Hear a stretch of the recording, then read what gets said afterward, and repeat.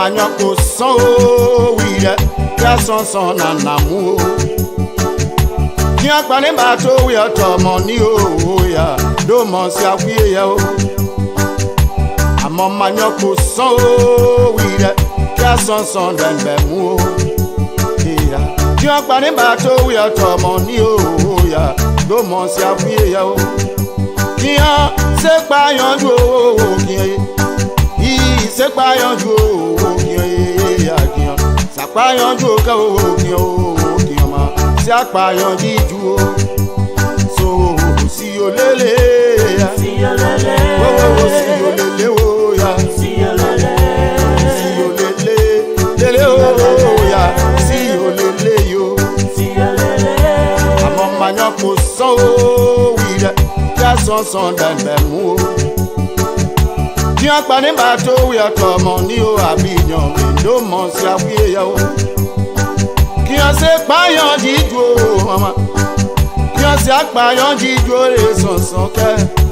Wo kia ya kia. Kia se pa yan ju o. Kia ya uri money. Mo re tole se ma bembe son bi. Kia ya uri manjo e abato ni. Passion même oh Kia ya we money Mo retole se ma même pio abinyo be Wo kia. At Focus on Liberia, we discuss everything Liberia, from education to politics, arts and culture, entertainment, agriculture, history, religion, family, and technology. Focus on Liberia uncovers and showcases the best of Liberia and shows the world the truth about Liberia. We educate, elevate, and promote all things Liberia. We conduct interviews, panel discussions, debates, and more. Tune in to Focus on Liberia on Facebook and YouTube and be a part of the stories that make up the news. This is Focus on Liberia, and I am Dennis Jai. Hello, ladies and gentlemen, and welcome to yet another edition of Tough Talking Thursday. My name is Dennis Jai, and we are broadcasting from Atlanta, Georgia. In tonight's edition of Tough Talking Thursday, we're going to be talking tough on the National Legislature. We've just, the 54th is ending or has ended, and we are flipping into the 55th. And a lot of things are taking place, confirmation, protest, the race for speakership and the pro-tempership, all of that happening at the National Legislature. How will the incoming Boakai government handle it and cope with it? We'll also talk about the transition. There is a JPTT, that's the Joint Presidential Transitional Team. They are doing their work, but according to the head of the team, said everything is working fine. But there are some members of the team saying not so fast. Things are slow. People are uncooperative. We're going to sort all this out right here on Tough Talking Thursday. Joining us for the first time on Tough Talking Thursday is Mr. Michael Patmo. Mr. Patmo is on point with Jerome Gilman, the unbiased edition. Mr. Patmo, welcome to Tough Talking Thursday. Thank you so much. Thank you so much, Dennis. I'm glad to be here. Thank you.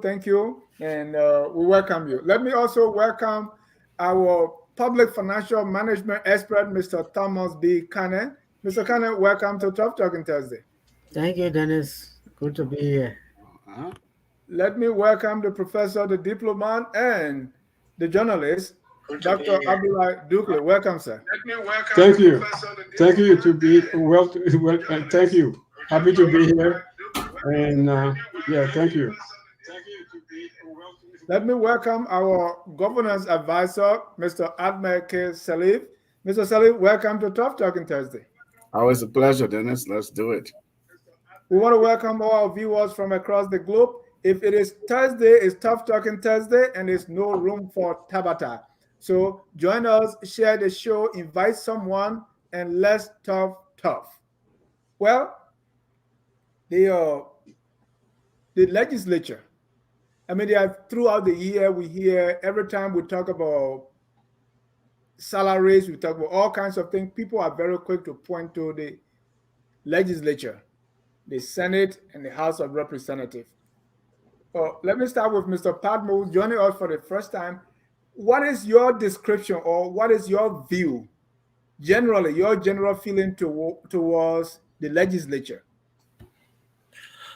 I think I share the same sentiment with a majority of Liberians that a lot of our problems even may not have been created in the legislature, but the legislature has really done its part to prolong and not solve the country's problems. And I believe that's the thing for most Liberians. They consume a lot of the budget. They have high salaries, they have high benefits, they do very little work, and even the work that they do does not even originate from them. A lot of the time, they're just rubber stamping what the president wants, and the people get the short end of the stick. I believe that's what has been the nature of our legislature for a short time past. Thank you. Tomo, what's your understanding of the work of the legislature? I mean, practically, and not constitutionally, right?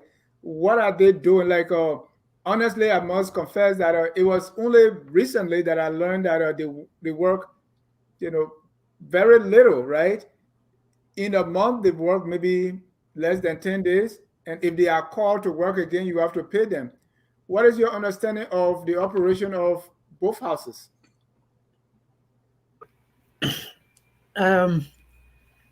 So the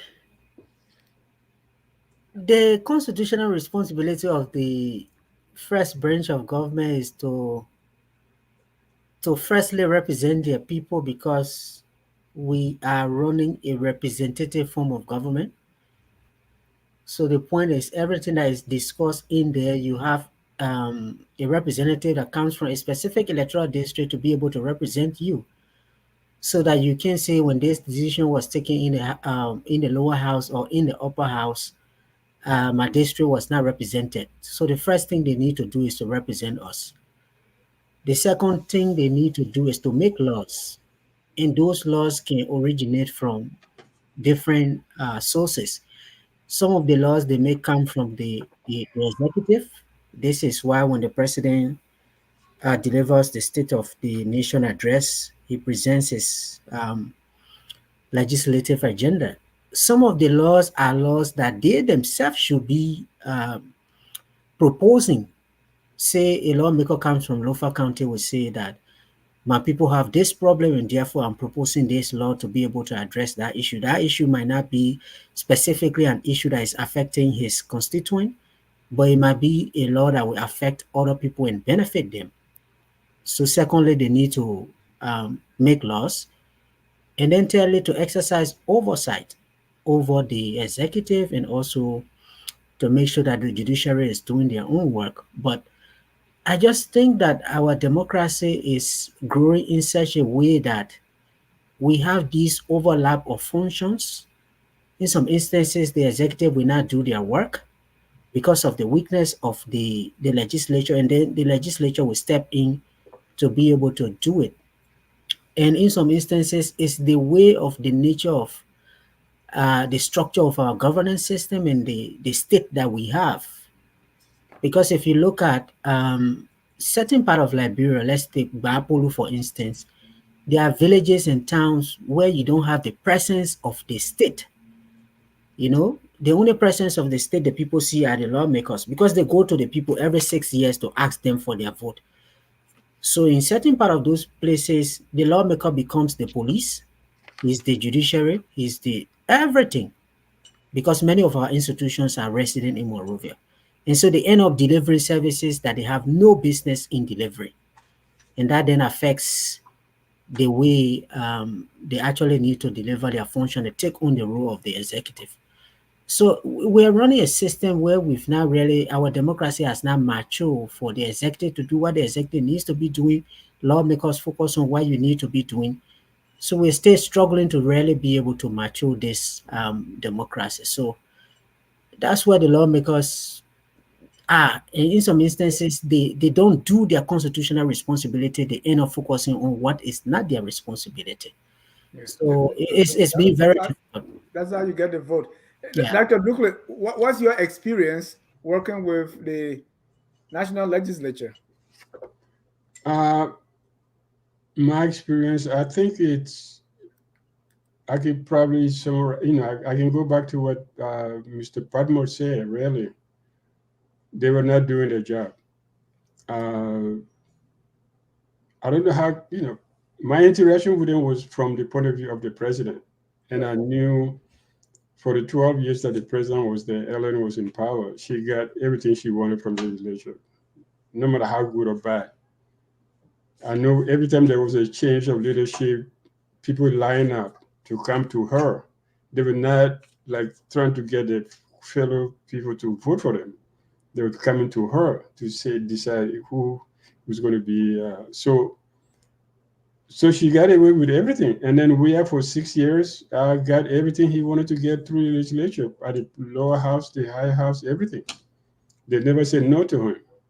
So that's give us an idea of what it is. So if things continue that way, then we have either not quote unquote a rubber stamp, legislature if Mr. Kun win the speakership. But at least somebody, the president can say, yes, I need somebody in the house to run my agenda because that person is from your party. Imagine what's happened to Joe Biden today. His foreign policy is out in the air because the house is taking him hostage. So you don't want that for any president.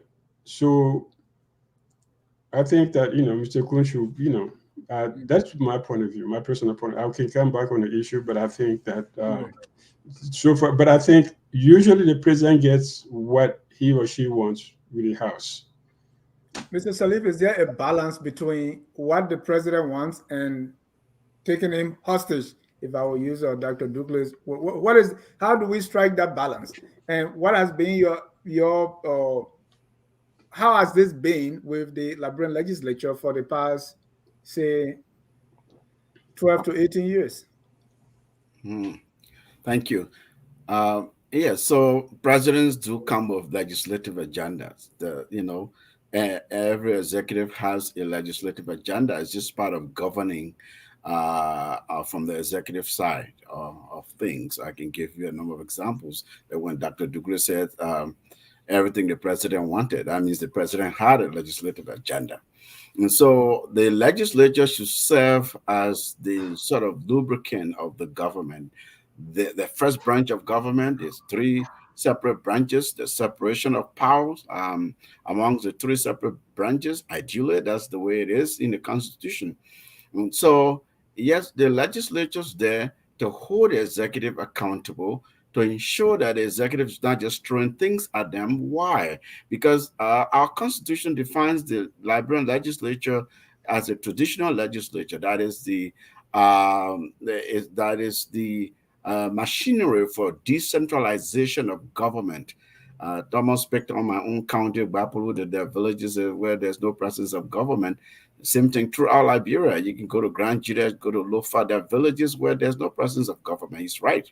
The only presence is, ideally, it should be the lawmakers do come back. They have a legislative office. They do have legislative and local representatives there that transmit to them the needs of the people so that they can advocate for their people and also provide oversight, that accountability function that I talk about. In Liberia, they say, oh, we have just two functions, one, lawmaking and oversight. No, it's really more than that. Oversight, lawmaking, yes, but also governing in a decentralized way, representing your people, okay? And the way you do that representation in Liberia, I'm trying to record a year, I think it was 2006, Thomas can correct me there, when by Act, they established the Liberia Agency for Community Empowerment, LACE, L-A-C-E. LACE is supposed to be kind of like what they call here in the U.S. a pork barrel project agency, so that it is there to empower communities, local communities, to implement legislative projects in various legislative constituencies and districts across the country. But what happens is, LACE has become so corrupt the very legislators, they create bogus companies that go after contracts. There's no proper procurement at least. Instead of the lawmakers pushing lists to implement projects in their districts for their people, on behalf of their people, they in turn create these pseudo contracts and then award contracts to themselves and take the money and share among themselves. And then they also put money in the budget, sent to these various branches, these various agencies and commissions, wherever budget lines go, and they follow that money and they say, "Well, would you put that money that we approve it for you?" You know, so it's really bad. In my view, what you have to do then is to address culture and really go back and relook at, rebrand this institution because it's such a crucial, critical institution of our governance, and try to see if you can change culture and mindset and practices in that institution, because if not, the executive can do all what it wants to do, it will not govern successfully. Of late, Dr. Dugley, we saw protests. It started with the Senate staffers and then the House staffers protesting because they didn't get their benefits just like the legislators, right? You could see also that there was some politics there because of the confirmations, and also the president wanted people confirm. The incoming government doesn't want that because they want to be able to appoint those people. What do you think really caused those protests? You want me to second guess what the people do in Moravia? I don't know why they did it. All I know, just like you, I saw them on on TV, and they were protesting, saying that they didn't get the money, and these guys were going home. Their bosses were going home, probably not coming back, and they wanted to make sure that nothing happens, and then therefore they staged it. Of course, it played well for this UP government. And if I were UP strategist, I would say, hey, you know what, guys, don't stop. Keep it to Tuesday afternoon, and then you go home. So, it played well for Boakai. Boakai got what he wanted without getting implicated in the process. So, do you think the UP had a hand in it? No, I don't. Well, UP doesn't have to have a hand in it. Why will UP tell people to go fight for their salaries or their money, their dues? These are things that are due to them. They know other people are getting it. If the legislature don't get their money today, they'll get it tomorrow. But they know in our Liberia, when your government goes out, the next government comes and say, oh, the people owe you, where the paperwork? They didn't leave any paper behind. So who was the minister here? So, that's happened. That's the process. So they went and fought for something they believe in. So what do you think that, I think there's this, I would say psychosis of paranoid behavior. Oh, yes, somebody is always behind something. People would just get up and say, hey, you know what? Our bosses are going home. They're being recalled. They're going to get their money. If they don't get it today, they'll get it tomorrow. But if they leave tomorrow, we are not going to get paid. And we've been here. And they have the right to do what they wanted to do. Why does the UP have to be part of it? I mean, if your friend is going, through some kind of trouble, it's going to benefit you somehow, and it's not going to hurt anyone else, well, you take it. Of course, Unity Party benefited from it, but I don't think they needed to get involved, and I don't think they were involved in it. Like Michael, I saw, Senator Prince Johnson would say, "You do it, right?" So, and what was shocking during the whole protest problem was the benefits they needed. Some of the, especially the representative, they said, "Well, we gave you the money, your senators or representatives signed for it, but he didn't give it to you." But now we also see, or we still call it opposition, senators and representatives. So why is it that they were facing this issue? And when I interviewed the head of the Senate staffer, he said, I mean, nobody is helping them. They were looking for people like Senator Dillon, Senator Yombly Kanga, and the rest to join them, or at least they should pay their own staff. But this was like nobody's getting money. So what's going on? But why Why will Senator Dillon and Senator Lawrence help and then end the protest? And then or basically from there usher in Musa Dean to the Supreme Court. So we saw politics at play here. If you listen to the staffers, one of the things that was very aggravating for them, they said that every time the president had to call the legislature back, even before they sat down, they got their money. What was not explained was that they don't pay them differently. They don't pay the staffers different from the legislators. It's one check. And what will happen is that the legislators will demand, before we sit down to the extra session, we want our money. This time around, a lot of them, especially from the incoming government, who were not very keen on why the president had called them back, basically to have confirmation hearings at the end. They decided, no, we're not going to push for our money. We'll just wait. Let the people protest. When they protest, we're not going to work. We found a reason why we don't have to confirm the people. And it played to their liking.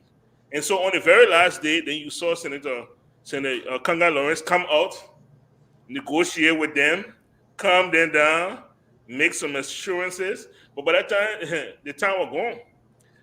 And so they couldn't hold anything else. So we saw the politics in play there. But like a lot of things, we'll see what happens. Now that they've created this, because they have really empowered the staffers, and they've set a trend. If you don't get what is coming to you, shut the whole process down. Now they have 6 years.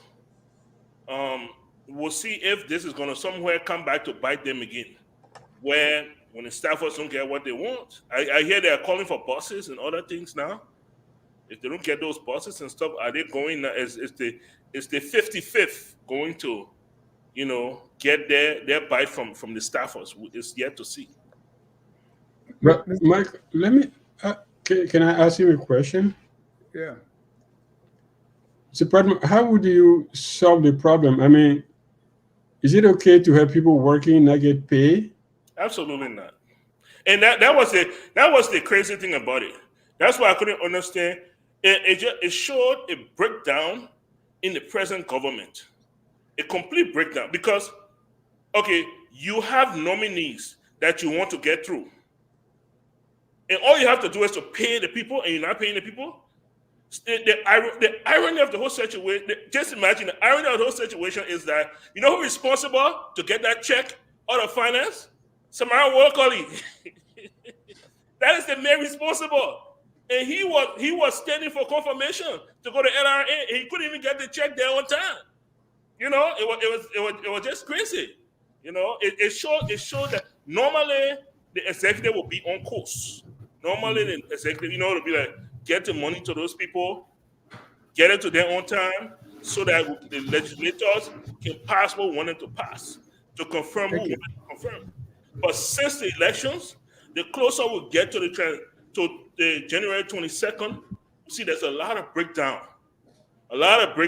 In government. There was this other lady from the port, I've forgotten her name, the managing director from the port that has abandoned her post, and she's said now in America, and who's going to say anything to her? The government is basically disintegrating before our very eyes before inauguration. Right, that's lame duck, right? So Mr. Salif, and let me welcome Mr. Honorable Greaves to Tough Talking.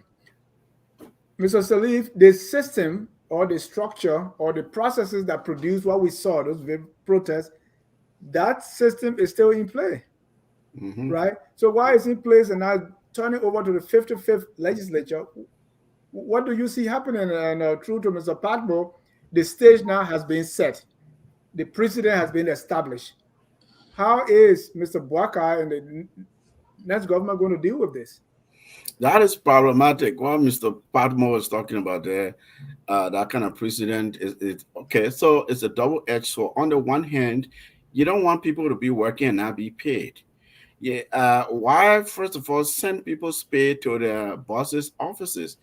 Here in the U.S., a senator does not pay his whole staff. You are an employee of the federal government. Your functions, your roles are defined. You get on a payroll of Congress. You get on the payroll of the federal government. Your money doesn't go to anyone; it goes to your account. However, you get paid in a functioning government, in a functioning democracy. That's what we want.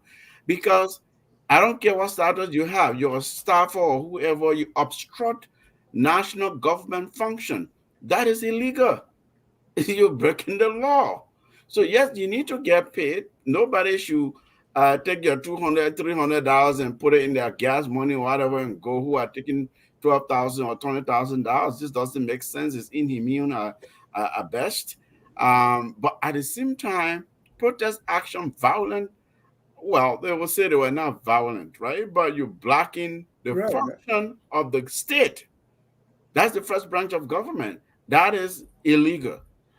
In other societies, people will be arrested. People, they'll have charges levied against them for that kind of action. At the same time, they have a legitimate grievance. They worked. People should pay them. They have families. They got to take care of business. So I guess it boils down to the dysfunctionality of our system that we talk about. It doesn't really matter who the president is or what party is in power, what administration is. It is that system, that governance machinery that is not oiled enough, is not working as transparently, as inclusively as it should.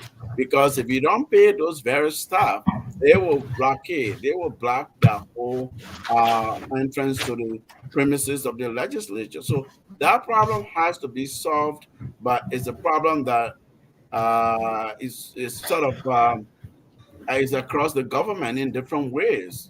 Just shows the dysfunctionality there. It will happen again. We saw what happened at the judiciary, for example, where somebody that set himself on fire. The whole judiciary, they have to make noise and threaten a finance minister before they get paid. These things, we just have to address them. So was it shocking that even the state security police, that nobody was sent there? And I asked the gentleman, I mean, why is nobody coming? He said they came, but we told them to stay out of it. Because they experiencing similar things, Dennis. The police is underpaid. The police does not get paid on time. The two police officers tell me they buy their own uniform. I have two cousins who are in the police.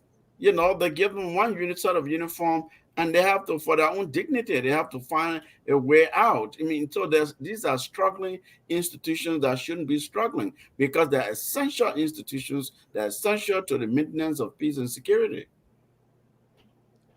Honorable Gree, is anything expected to change with the way the legislative branch is operating? Like, what caused the protest?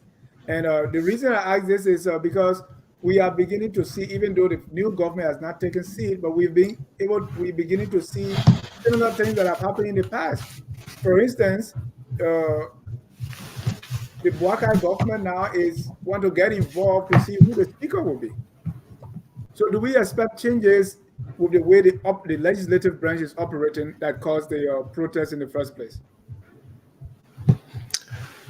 Thanks for having me again. Good evening to the audience and fellow panelists. Can you all hear me? Yes, sir. Okay, thank you.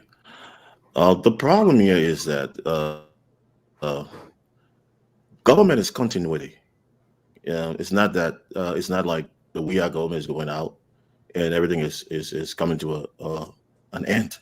So there might be some grievances. I'm gonna call some of the employees at the legislative to be disenfranchised, but it's not a way to go about it. Just addressing what Mr. Salib just alluded to. Obstruction of legislative functioning is criminal and it's punishable on our law, as well as obstruction to the administrative duty. So you can protest, which is good. All citizens, all Liberians, you got it right democratically to protest, express your concerns, your grievances when you're disenfranchised. But what you're not, what is not on your side and what you're not supposed to do by the law is to obstruct the functionaries of the government. So where was the state security? Especially legislature administration on any part. So that is wrong. Where was state security? Well, I wouldn't speculate on that. I don't know why they held back. But if they held back, I don't know what the reasons were. But that is administration. I mean, they'll be blamed. Maybe they know they're one step out of the door, and they didn't want to create any additional chaos or any problems or what have you. Don't keep things calm as it is for the incoming administration to handle all of these things and not create unnecessary chaos. So that could be one of the strategies, but I think that would be wrong because the law must be upheld at all costs and at all time, and nobody's above the law. You have the right to protest. You can go out and express your grievances, but you have no right to obstruct the functioning of the legislature. That is wrong. On the side of the speaker and what have you, it's a very tight game. Like I said before, the elections has passed. It's over, and we saw the results. And like I tell people, look, we should not, make this sad mistake that the election is over, everything is over. No, the work just began. So we see that the incoming government, the incoming administration, did win. But the margin is very thin. And what that tells us, it tells us that their mandate given to them by the Liberian people or the electorate was not sufficient enough to carry on all the platform and all of the plans and agenda things they had to bring for the people. So that has to do with in-house intermingling, talking and using all the expertise and experience to see how we can, that's why we came about what? Reconciling our differences and having some kind of compatibility of our plans to see how we can fit and merge together and cohesion and all those things we're talking about. So with the legislative part of it, you find that the opposition is in the high numbers. So it's going to take a lot of wrangling to twist that and bend that to have the ruling party in both houses in leadership. And I would think that would be a very high hill to climb. And if I would advise, I would advise that they form a means of cohesion and have at least one of the seats taken by the opposition, just to have a balance in government. And I mean, because it's going to be tough. They're except somebody ready, giving and not loyal enough to their political party. So that's the situation right now. Yeah. Thank you, Thomas. Do we expect anything to change? I give an example of the way the legislature operated for the past 6 years, giving rise to what we saw at the end. And do we expect anything to change with the 55th, or it's going to be business as usual? Let's take, for instance, the way the staffers get paid, with the way the presidents or the office of the president is involved in picking speakers, pro tempore, and all that. The way also people play with this so-called lobbying. Do we expect anything to change, or is it going to be business as usual? And also the budget. A couple of things in there. So I think it's the way that the president-elect will approach governance that we will see some changes. The first thing, for instance, is this issue of audit that is all out there, that we're going to audit the outgoing government. Like I have repeatedly said, the outgoing government is not only the executive. Will that audit include the legislature?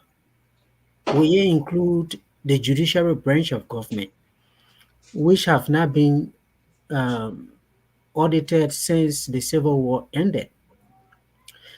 If these institutions are audited and we find weaknesses in their financial management systems and we have to work to resolve them, then we might see some changes in terms of, for instance, and you were right, when the protesters were talking to some members of the leadership of the House, they were trying to draw a distinction between staffers who work for the central administration.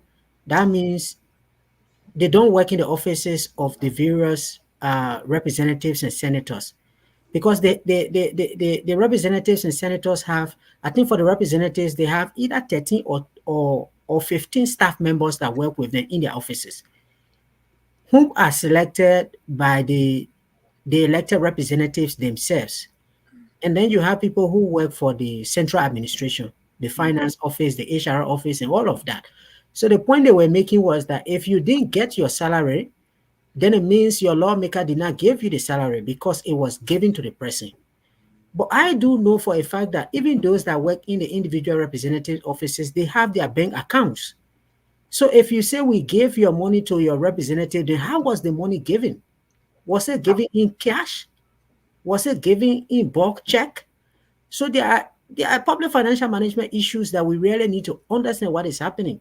Even when the harmonization was done, it did not touch the legislature because it was like this special branch of government. The executive did not want to really infiltrate them. But then when the harmonization took place, they themselves started to agitate for harmonization because they saw that there are positions in the legislature, for instance, who that should be at the same level as directors in the executive branch of government, and those people were taking higher money than them. And so they themselves asked that the harmonization cover them. So it's a separate branch of government that is having its own financial management system, and we don't know exactly what is happening there. There are always these stories coming out. So will they be covered by the audit? If they are covered by the audit and we see that there are weaknesses in the system that need to be resolved to improve transparency, accountability of the use of public resources, then there will be things that hopefully will change. If they are not covered, then there might not be things that will be changed out there. On the issue of the president calling the lawmakers and all of that, listen to some lawmakers who have said, okay, even if you call us, we have independent views, we'll be able to decide by ourselves. So I think the impact of that depends on the decisions that those individual lawmakers will take. There will be some that will decide to follow. There will be some that will not decide to follow the president elect, or eventually even if he becomes the president. So it depends on those on their individual party alignment. But I think one of the things that has happened over the years is that whenever a party becomes the ruling party, you see these lawmakers jumping ship. They will come and join the ruling party, and then when the other party wins, they go and join the other party, which then actually weakens their position in terms of which party they come from and who is in power.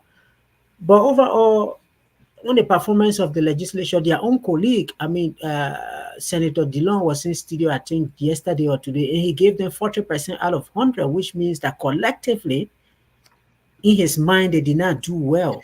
And I think if you look at the turnover rate in the legislature, you tend to agree with that, but people are mad with the way they do their work. We're not really satisfied with the three functions that they are delivering to the Liberian people. And we have a lot of expectation that they should do well before the overall government can actually do well. On the issue of the budget, I'm waiting to see the first budget, and there are some people who are saying we should wait for the first budget because this was developed by the outgoing administration. But if anything is going to change in terms of government, one of the lenses through which we see it will be the budget. How will the new government deploy their resources in the national budget? Will it be directed to the people? Will it be directed to just the regular thing that was happening? You give the speaker their share, the ministries take their share, and then the Ways and Means will go back and ask for their share of what goes to the ministries, and then the people end up with nothing in the budget for health, for education, and all of that. So there are these triggers that we can actually look at to see whether there will be something that will change, or it will be business as usual, like the former ambassador of the US said that these three branches of government, in some instances, they connive and actually rob the people. Yeah. Dr. Duka, do you see that conniving going on to rob the people? You know what I want to do? Thank you for giving me the time to speak. I want to send my time to William, my brother William, Honorable William, okay? I'm going to give you my time to speak about the fact that for 6 years, the three branches of government were headed by the CDC. How did it impact the governance process? And how will it be different under Boakai? That's my question to you. I'm not going to speak.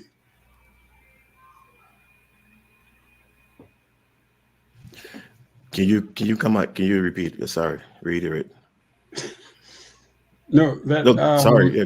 Can you? Yeah, please. I heard bits of it. Okay. You ready?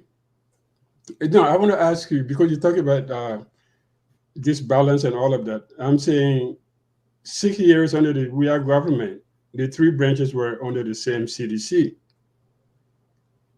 And how did that impact the general governance system in the country?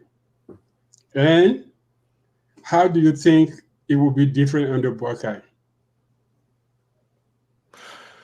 Well, I don't. It depends on the leadership. It has nothing to do with comparing this government to the next government or one administration to the next. It all depends on leadership. CDC was fortunate at the time to have the control and had the numbers, the people to give them the seat as speaker and pro tem, which could be good, could be bad, depends on how the leadership went. And leadership, and in terms of how people reflect or how people receive the ruling or the leadership of governments is different. People might have different ideas, different opinions, and on what benefited them. Now, for the Boakai, if it's opportune, this administration, this incoming administration, if they are opportune to have the same structure, if they can manage to get the pro tem, the speaker, as well as the executive, it makes sense. I mean, we just got to judge them by the leadership, the way they conduct themselves. But what I was saying was that his question, Honorable Grace, sorry, his question is, how was it under President Weah, the three branches of government beyond the CDC, and how is it going to be different under Boakai? So, what is your assessment of the three branches headed by the CDC government? I think that. Yeah, that is. How did it work for governance? How did it work for national governance and the CDC? That's what I'm saying. That is general. That depends who you talk to and what their own impression of what the government delivery was. So that I mean, I cannot judge the government right now. The government just leaving, and I said at different time, different circumstances, different conditions for every administration. Now the CDC, the Unity Party before with Ellen Johnson Sirleaf being the head, President Sirleaf being the head, that was a different time. The CDC came in, that was a different experience, different time. And now the Boakai government, President is coming in. That's going to be a different platform, different framework. So they are not all the same. There are different times, different circumstances, different conditions, and there will be different challenges.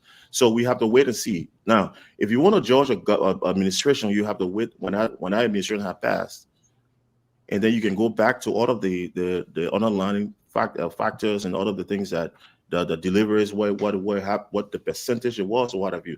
But it's very difficult to start judging the progress of an administration when they are still current, and because you don't know some of the things we think we know, we don't know yet. Some of the things we might think were wrong or decisions they made were wrong might be right. Somebody we thought was right might be wrong. So from a practical and pragmatic standpoint, we have to give a chance to see. Now, when I spoke about managing the expectations for this incoming administration, I know some people took it some way. It doesn't mean you're not going to deliver. The reason you're managing expectations, because even the things you think are there are unforeseen circumstances and hurdles that you will meet, because you haven't been in the seat before, you haven't been in the executive, but yes, you're experienced, but there are different conditions at a different time and different setting. So there are certainty, yes, but you're going to meet uncertainties as well. But what is sure is probability. So you're managing and found a parallel between uncertainty and probability. So that's why you want to manage expectation. Doesn't mean you're not delivering. It doesn't mean you're not working, but you're just working more efficiently, and you're not having the noise drum knocking at your back. Because leadership is a very dedicated form of profession, and you have to So I will look at where they're coming in now. You got to look at the foundation right now. What the foundation is setting. So yeah. Thank you. Janet, you said it depends on who you speak to. Can I give my own perspective on it? Yeah, go ahead. I don't think we benefited at all from having the three branches of government in the CDC. What we saw was a CDC speaker who allowed the budget to be passed by 7 lawmakers, the 2022 national budget. They will put it on the agenda that we will pass the budget on Tuesday. And when their friends leave the chamber, they reconvene and pass the budget. We see a budget go to the legislature, and members of the House of Representatives won't even see the budget until it is passed. So this whole argument that we need to balance the government before it can perform, if we are using the CDC as an example to see whether that worked well, it did not work for the Liberian people. For 6 years, we saw a breakdown in government, and everything was headed by the president. And then on the issue of Buffer Chamber becoming speaker, it was not really because the CDC had majority in the House. It was because the Unity Party was mad with Madam Salih for not supporting GMB in 2017. So they actually just met and shared the leadership. The CDC took the speaker position, and the Unity Party took the deputy speaker position because Madam Salih had her own person that she was supporting to become speaker.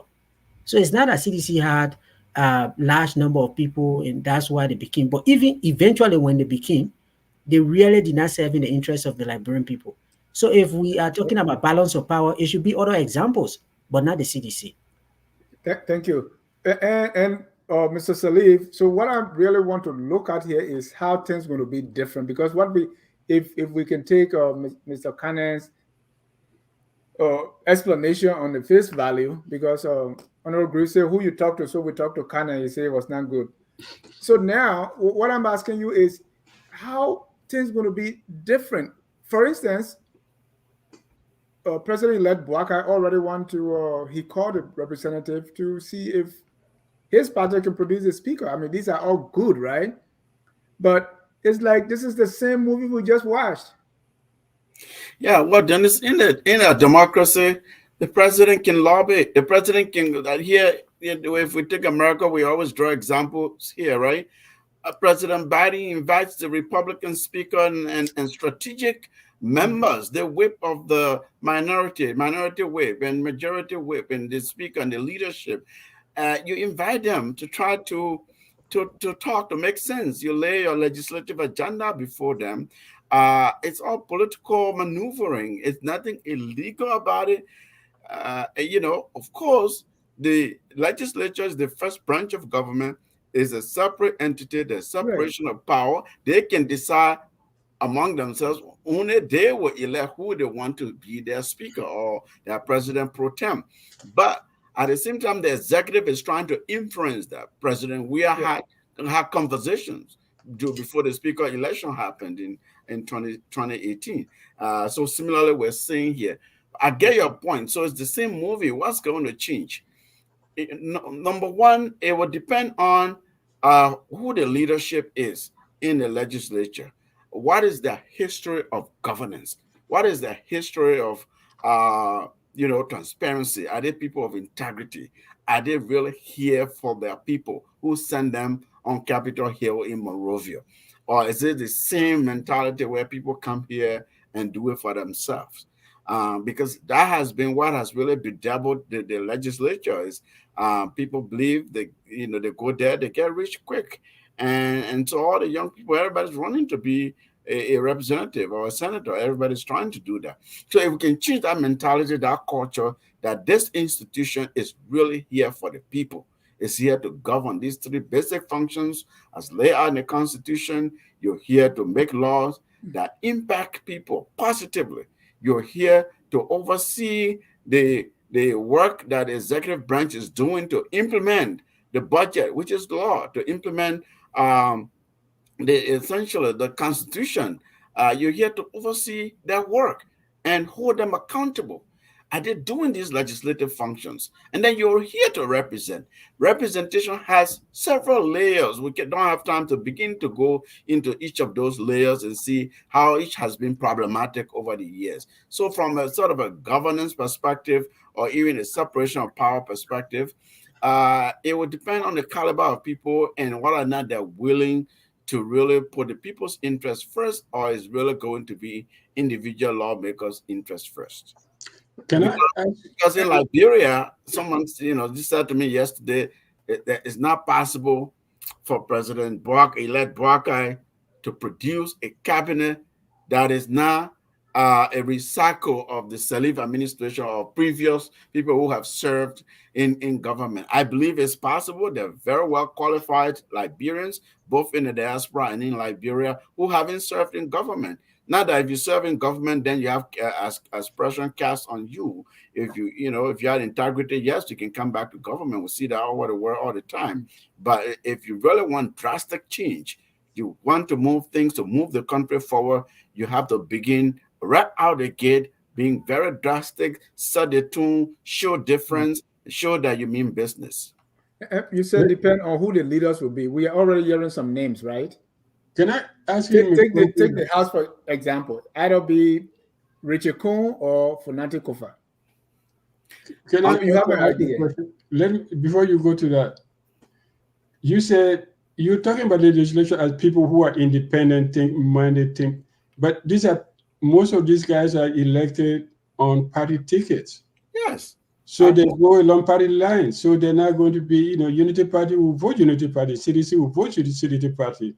So except few people who may say, okay, I have connection with that person, but usually, legislature is not a free, totally independent, free-minded people. It's composed of groups. That's not what I'm saying, Dr. Duke. Okay, no, I do understand. Yeah, point taken. Anywhere in the world, people come to the legislature from different political persuasions, different political parties. And of course, these political parties have different interests and different platforms and different philosophies. And therefore, their lawmakers, it's a matter of negotiation. It's a matter of trying to persuade people to go your way so that tomorrow you may go their way. That's how you govern. That is a democracy. That's why we want, when I talk about integrity and really truly in the interest of the people, I'm talking about people who understand the legislative function, that I'm here to represent my people. And to do that, these are the things I need to do to bring development to my community, to my constituency. Regardless of political party or so on, you can do that. You can, and even because of political parties, you can do that. Dennis, to your point, we are between the rock and a hard place. People who support Councillor Funati Kofa, they support him passionately. He's a very competent man, but he has a checkered history. Let's face it. Even in this very legislature, he's been accused of all kinds of things. The records are there. Those who are his opponents, they're bringing them, laying them bare for us to see. Mr. Richard Kuhn is really not well known. At least I started finding out about this man very recently. Apparently, he's been in the legislature for a while. But there's media reports, all kinds of things about his previous employment history, not so being transparent with money and things like that. So, maybe when people get in leadership, sometimes you have to manage these things. All eyes are on you. Your practices may change a little bit. The ethics may improve. We hope that will be the case. Otherwise, you're right. Unfortunately, I have to agree with you. We're really between two tough places with either of these two. Right. Mr. Padmo, since President Salif's time, where she was, directly influencing who becomes speaker, who becomes pro tem, lobbying with money so that her agenda passes. President, we have took that to a different level.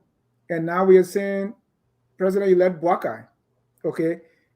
Do you see kind of the continuation of that same attitude where the separation of power is really just on paper? That's the push that I see from the incoming leadership. I see that similar push where they want to do that. There is a concerted effort in by calling members of the house to your house has laid it bare. Like, this is what I intend to do. My intention is to influence you all to vote my way, to pass my budget, and to do what I say should be done. So that's the position that the incoming government has taken. That's what we have seen. One of the things we did not experience in the last 6 years was divided government, where you say, okay, they are only divided on paper. In the last 6 years, we saw a CDC government And so that's what we expected to happen. We expected the speaker to pass those budgets. We expected the pro temp to bring certain things to the floor. We expected, when government officials are called before the Senate, that the Senate leadership protects those government officials. And when they make fraudulent excuses why they can't come, that those excuses are accepted. So we expected those things. So in the last 6 years, we didn't really see that on paper. We did see that during Ellen, when Ellen introduced the brown paper bag, the illegal brown paper bag.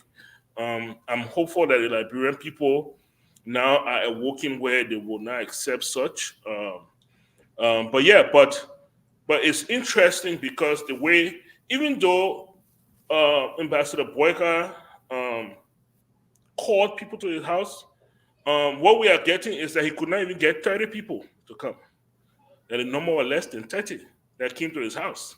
And he's looking for what, 37 people for speaker. And he couldn't get 30 to the house. That says something. Now, whether that is a move to empower the Liberian people, or whether that is a move to empower CDC as an opposition, is yet to be seen. But there is a fight in the House, and I think whoever wins that fight will set the course of what kind of relationship we'll see between the House and the executive in the next 6 years. Will we see, like you say, a only on paper opposition if Onati Kofa wins, or or will we see if Richard Kuhn wins? Will we see everything they're passing and there's no check, no balance? So it's interesting. We're watching. It's interesting, and Monday will say a lot. And I will give Mr. Kana and Honorable Grieve a minute each so we can conclude on it and go to our second point. Do you see President-elect or President Boakai winning that fight? Because if I think Unity Party right now does not have the majority, if they want to play that game in the legislature, do you see President Boakai winning? Honorable Graves.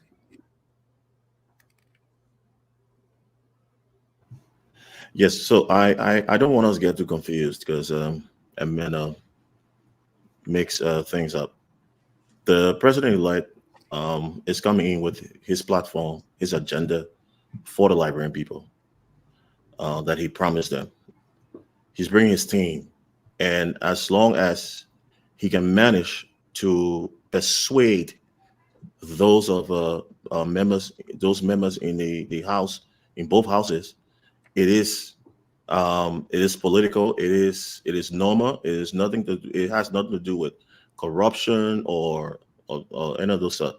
That's how politics plays. But the problem, what I was stressing is that it seems to be a high road to climb, because what is a high road is that the opposition have the majority of the House, so the whole elections are split. Now, is he going to take his time, spend all his time while getting prepared for inauguration to take the mental, and waste that time on persuading people from the opposition bloc? Because we know, like you just mentioned names, we have Fanadi Kofa, who is strongly backed by the opposition group. We have Kuhn, who is the ruling party choice. And we know the percentage, the number in the House already. I mean, we know that CDC is like 40, almost 42. I think there are two representatives who are still pending some investigation, or some probe or something like that. I don't know, but they're up the number. So it is a big climb to have CDC representatives turn their back to their interest and come to you. It's possible. It's probable. It's probable, yes. But it is something that I believe, or I think President-elect Boakai should waste his time on. I think going down the line later on, he can start to look at those things and maneuver. But right now, it's just too much to do. Now, back to the issue of audits. We're talking three separate but equal branches of government. And the executive does not have, who's going to audit the legislature? The executive does not have the authority to audit the legislative branch of government. They have their own working system, their own internal working system. They have their own budget. They have their own structure. The executive is separate. The executive have their own structure and everything else. Except you bring in an international firm or some big firm that is agreed upon by all three branches and say, hey, we want to carry out a general audit. So we should not, be too far, ahead of ourselves on auditing government the way we think it works. Thank you. Lastly, but GSC has the authority to audit any agency that use government money. Right. Any person who uses government agency, money. yes, any agency. There's no distinction. Yeah, Anybody everybody. Everybody. They have the legislature. Including the legislature. They use government money. They have to be audited. Yes. They do that. There's no doubt about that. Don't even, All right. I mean, I accept what you say. I would check it, but I think there's some they do. There's some technicalities in there. Yeah. Mr. Kana, your 1 minute, and then let's conclude on this one and move on to the next. Yeah. There's no psychology in there. The General Auditing Commission has the legal mandate to audit any little penny that is spent by the government of Liberia. Whether it's spent in the judiciary, in the executive, it has just been a political process. When former auditor John Molu even went to Liberia, he vowed to audit the legislature. They just used political processes to stop him. So there is no legal provision to say, I'm a separate branch of government and therefore you can't audit me. The money that the legislature and the judiciary are using, these are taxes that are paid by the citizens of Liberia and collected on their behalf so they can be audited.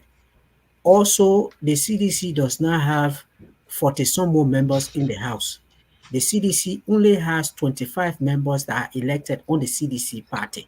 The United Party, I think, has 11 or 12 members. The MRD, I think, has 3 or 4. Then the other smaller political parties have 1, they have 2, they have 3, and then you have up to 18 independent candidates that won to the legislature.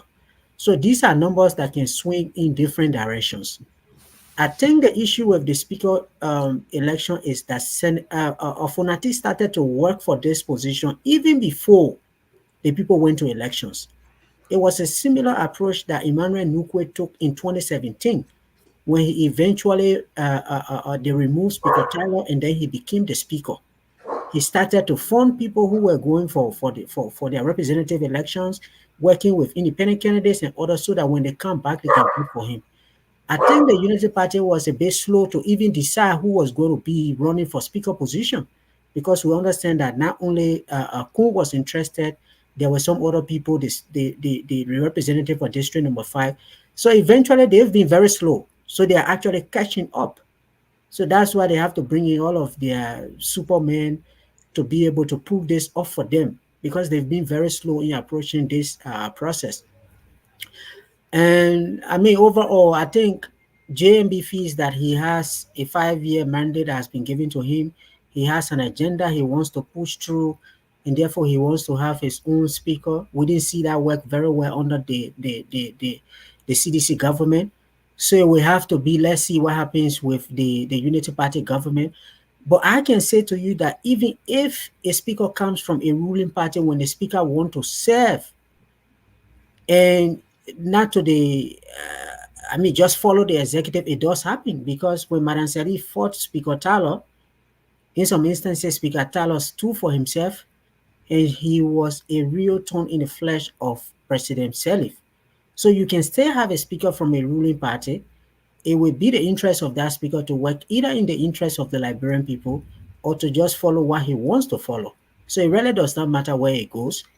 What matters is the person who becomes that leader and whether they want to work in the interest of the Liberian people. You can be an opposition speaker. In some instances, you have to agree on certain things because they are in the interest of your people, like Ahmed was saying. It doesn't mean because you come from the CDC, they want to pass a budget and put money in the budget for healthcare, for education, and you oppose it simply because you are an opposition speaker. So I think they will play their political cards whoever is getting involved in it. The election of a speaker is a political process, and all politicians are going to be involved in it. We'll wait for the outcome on Monday, but our hope will be whoever comes out will be somebody who will set the agenda to be able to promote the empowerment of the Liberian people and reduce poverty in that country. Thank you. With just 11 days to inauguration, the JPTT is working. Recently, we heard from Attorney Kofi Woos on the JPTT, and he painted a very, good picture of what is happening. Let's take a listen, but others who are members of various clusters that Mr. Wood spoke about, saying things are not going the way. But let's first listen to Councillor Woods. Present. We want to express our thanks and appreciation for the level of cooperation, the great spirit of nationalism and patriotism that is being displayed. We started off our meeting on a great footing by first extending gratitude and greetings on behalf of the President of Liberia as well as the President-elect. We convey messages and sentiments of the decision and commitment to continue to cooperate with this process and to ensure that Liberia continue to remain that great model, that great beacon for the watershed of the democratic consolidation that we have achieved. And with that commitment, we remain siege of our agenda and continue to discuss. That was Councillor Woods talking about the cooperation, the compliance, and the engagement of the government, to make sure that the transition is smooth. I've been complaining, I'm on record complaining that we are not hearing much from the committee as to how things are going. We saw that under President Weah, that when the transition took place, till this day, we are still arguing whether there was empty covers or no empty covers, whether who paved this road or who paved that road, how many kilometers, all lot of things. So we are very eager to see what is obtaining during this transition. One member who is part of the GMB team, who is part of the clusters, said the transition is not proceeding well. And he said, I strongly disagree with those who claim that the transition is proceeding well and everything is on course. No, it is not, because several government ministries, agencies, and commissions are non-compliant and stonewalling the progress in flagrant disregard of Executive Order 123, right? He continued, here's the reason, he said, some of the things he said, it is right now, the communication information dissemination process is very limited. First he says, sadly, the JPTT Steering Committee is yet to timely and robustly address the grave situation. I cannot even imagine why the incoming administration component of the JPTT Steering Committee is tolerating all these uncooperative and non-compliant action from an outgoing government that is strategically bent on short-circuiting and subverting the transition. Josiah F. Jokai is member of one of those clusters that are working, and he said things are not going well. The members of the government, some are left, they are not compliant, they are not. So, two stories, Dr. Dukley, who's telling the truth? Well, if Josiah is, you say he's a member of the committee? Yeah, they set up some clusters to work on different aspects, and he's member of one of them, and he wrote that on a Facebook post. It's unfortunate. One of the a sign of maturity in working in organization is that you try to work your differences in-house. You don't jump out and say, this is what, we are dysfunctional. You don't deserve to be there. Because if you can't work inside, you are not, you just told me what he is. I don't know if he's a member of the committee or if it's not, how close he is to Boakai. People trying to make a show. Everybody trying to put themselves on the pedestal, I know so much, don't do this, don't do this, don't do. If you don't like it, hey, ship out. Let a man do his work. But this is not, I won't take it seriously. I won't give it, a grain of salt, really. I mean, it doesn't deserve to be there. Right. If alligator come from under the water and tell us what's going on with crab, should we not believe it? No, it's not believing it. I'm not talking about you believing it. It's Oh, you right. You can believe it and but then see the he's chaos. protecting the No, quiet. you can believe it and see the chaos inside. But the problem is him not being able to fix the problem inside and think that he's forcing the issue by bringing other people from outside to listen to it and then come up with a solution. But he's playing actor. He put himself up as the solution man, but he's not a solution man. He's just a big mouth. He said to date, several assessment teams have not received a single document, information, Because the or report transition from is, Mark. you know what? I always keep saying this. Transition is important because the only thing you do, Minister X and Minister X meet and say, okay, here's the document. This is what have we done. This is what I'm leaving you. These are the cars, the banknotes, and everything else. And that's all. You drink champagne and everybody goes home. That's all the transition is about. All this hula is like, we're back to the wartime mentality transition. Who's going to take what job? Who's going to go where? Who got what? It's not that big a deal. It's just paperwork. I was part of it. For 3 weeks with my, twelve in the same team, on the same team, and all that paperwork. Nothing happened to it. Zero. Nobody followed anything. NCDC run the country for 6 years. Thank you, Honorable Greaves. Joker said, up to now, several marks have not even acknowledged the assessment engagement letters from the various clusters, working groups, and are yet to grant audience or access to teams. Does this confirm what you've been, what you've been, concerned about all along? Yes, Douglas, I've been concerned about that and more. But before I go further, Dr. Dukley, I clarify this. Yes, all public financial resources. Yes, GSE is responsible. I got a legislative constitutional power to do that. Yes. Man, I didn't say psychology. I said that's technicality in the way you work with the different branches in audit. So, yes.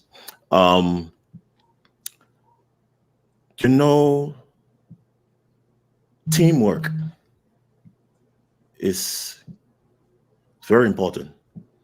And we talk about people, we call names. I've worked with President the Boakai for a long period of time, and I know his level of experience and all that.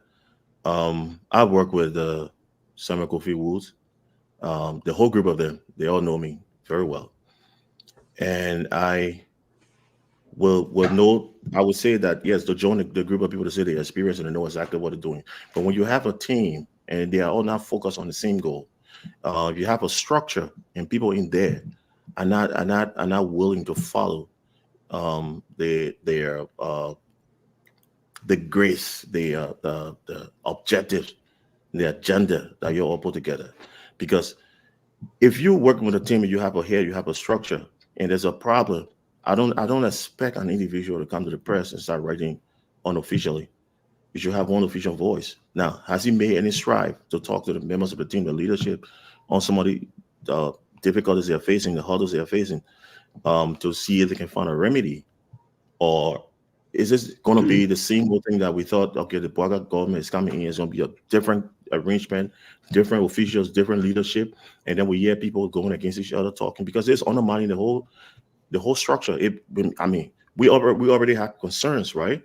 I was the one on Tuesday said I don't think they're off base, but I think they're very slow, because at this time with other administrations, by this time we knew exactly what was happening.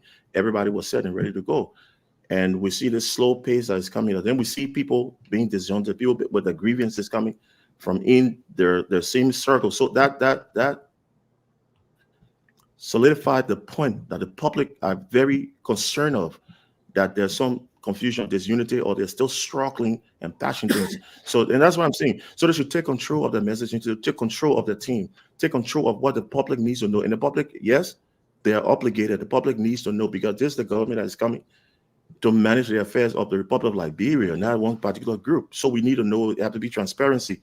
Now, with these kind of valves, the gaps, and people talking here, there, and yonder, it creates more speculations. and create the playing field that people will start thinking that they're not ready and things are not going well, even if things are structured and going well, like the Anthony Kofi said, Wu said.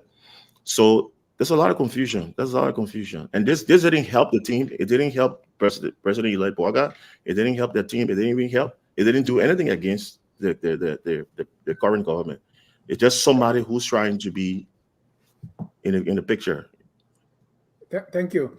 Mr. Khanna, is this Jokai trying to talk too much, or is it Kofi Wu's not telling us the truth? I think there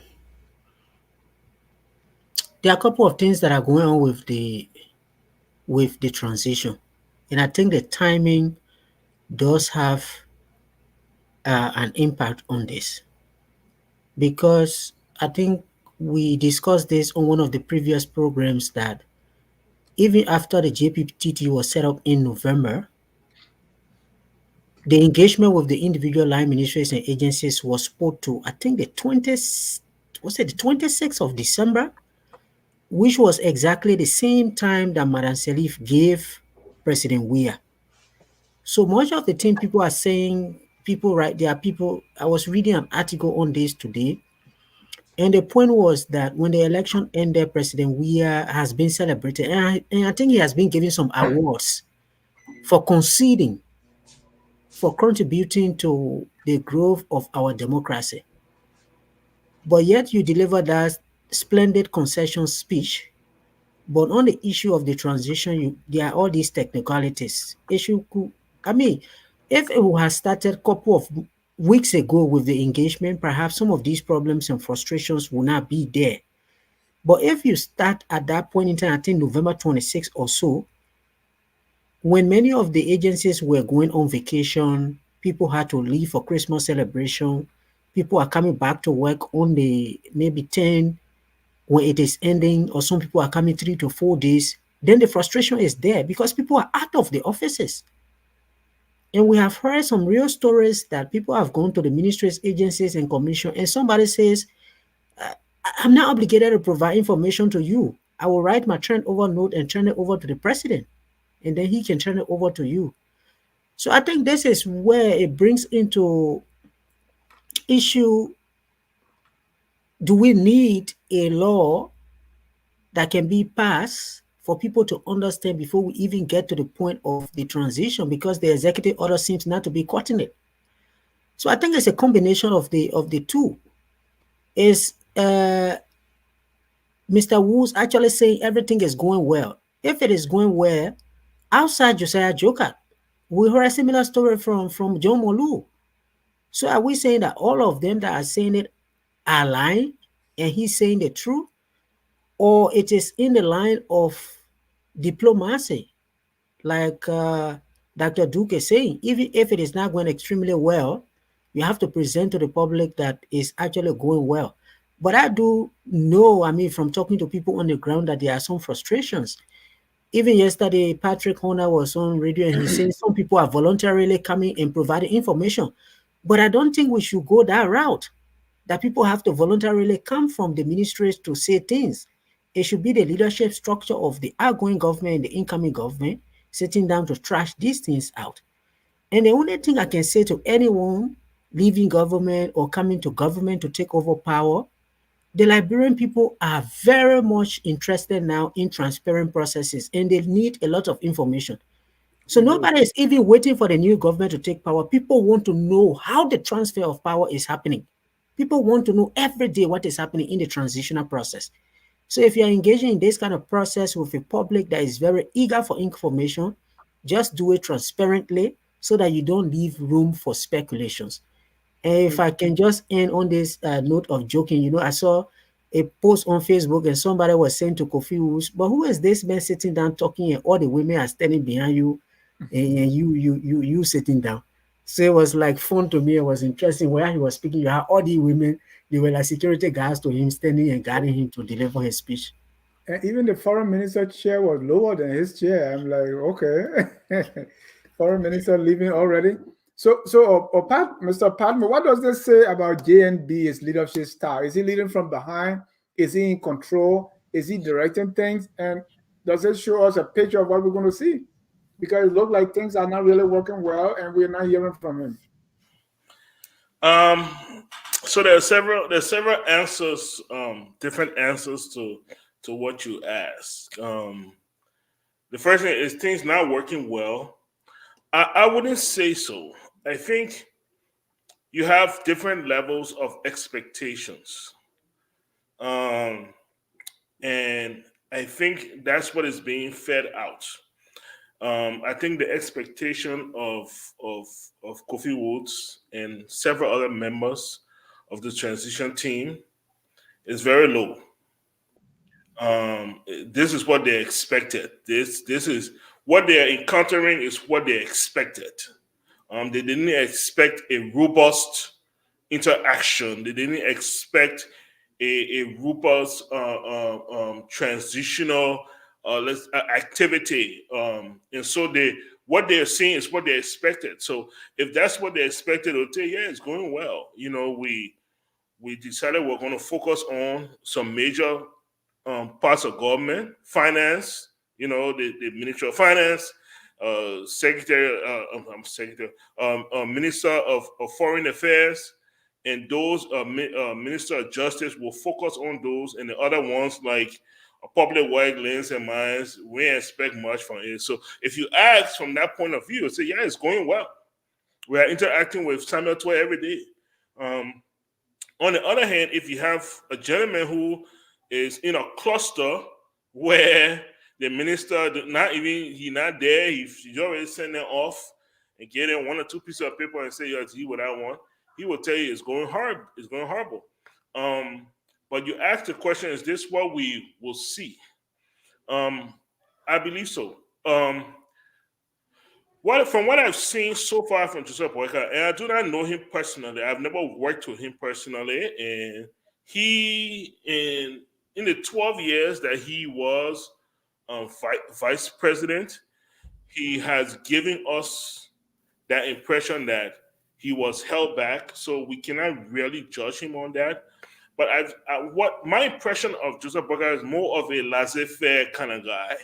And because of that, I think we will see a lot more of this. We'll see a lot of lieutenants coming out and speaking. So we'll see a lot of different mouths speaking for the government and not speaking in unison. We will see a lot of dissent, a lot of different observations and stuff like that. We saw that with during the elections. At one point, Henry Costa was giving the Rams to speak as he wanted to, and then it flipped from Henry Costa to Senator Lawrence, then went to Senator Dillon, and then and we're seeing this, and then Amara, and all those things. The candidate was never, he never took that center stage, and and took command of the situation. It was always referred to somebody else. And even after the election, we saw Amara go, and now we see Amara kind of stepping back a little bit. And now we see Kofi Woods coming in, and speaking. And I think that's what we will see in this coming government. We'll see a lot of lieutenants, speak up, not with one voice, but with different observations and different interpretations. And I see that being a problem for the incoming government. Thank you. Let me see. There's something Joker said here. He said, as it is right now, the communication information dissemination process is very limited or non-existent to the extent that Liberians are basically relying on hearsay or gossips as information channels about the transition. I personally cannot even tell anyone what has been done so far and what is yet to be done regarding various aspects of the preparation. This is not a joking matter. So claims that the transition is on course by some members of the incoming administration transition team is either a deception or clear demonstration of weakness from the very start. Mr. Salif, those are hard words, very harsh. Yes, and I know Josiah very well. He was my student when I taught at a graduate school at UL during my time in Liberia. He's a writer, he's a thinker, he talks, he speaks freely. But there's a point to what Dr. Dukley said, and even Honorable Greaves. You manage and storm in the team, particularly during tenuous and sort of fragile time such as this kind of transition. I read his piece on his Facebook page, and I commented, "This is your perspective. Thank you for sharing your perspective." I have been in close contact with some transition members and just monitoring, asking questions, trying to assess things. You recall, just before even the whole thing started, I wrote an article just laying out the framework and sharing my experience from the 2017-2018 transition. And it's almost exactly the follow that structure is very similar to what they just put in place, except for the clustering that they created with this one. It wasn't smooth in 2017 either. They didn't even, Dr. Dukley is here. He was part of it. We wrote a report. They locked us up in 1 week in Golden Gate Hotel. We were drafting the report. I was the lead drafter because the UN wanted to do it for us. And some Liberians got offended by that. They said, you have people like Abdullah Dukley and others here, and then you want to write for us. We have people who can write and think. And so we wrote and taught out the process, but nobody did nothing with it. It was still sitting on our computers. Yeah. And right? That's why we are scared, right? Yeah, but not coming up. If I may say just one word. Just hold on, Dr. Dukley. Let Mr. Salim land his thought. Yeah. It's okay. So that's a small piece there. But the 2017-2018, they had subcommittees, various committees. What's now I think it's parallel to what we're seeing as clusters. It was very similar. And we were pushing for, I was on the governance committee. We were on everybody's tail. You got to give us what's in your handover note. Yes, you're giving it to the executive, the outgoing president to turn it to the incoming president, but they created a secretariat, and by the executive order, jointly they agreed that those handover notes will be channeled through the secretariat, and they will filter from these subcommittees, and they will come to the report writing team. We will consolidate everything into a national document, which is kind of what we did. But we struggled too. We struggled, and it wasn't smooth. Some people cooperated, others didn't cooperate as much. But what I'm seeing, it looks like there's a lot more dysfunctionality in terms of the time frame, the artificial time frame this outgoing administration imposed on the incoming, which shouldn't have been. And this is happening, as I argue in that my article, because we do not have a national transition law. There's no National Presidential Transition Act. If there is a law that guides, executive orders are temporary, that's just what they are, executive orders. People respect them, people follow them, but some people choose not to follow certain aspects. How do you enforce that? It's problematic. And therefore, it presents a problem.